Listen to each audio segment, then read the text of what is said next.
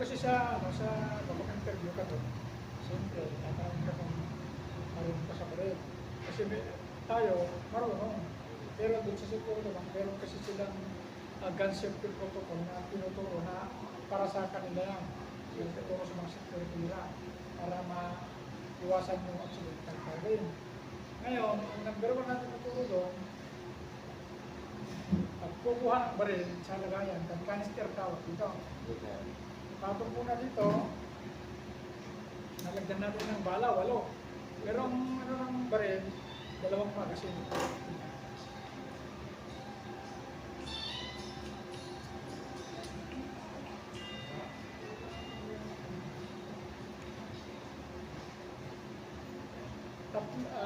Dalawang magazine, isang ano, sige, reserva.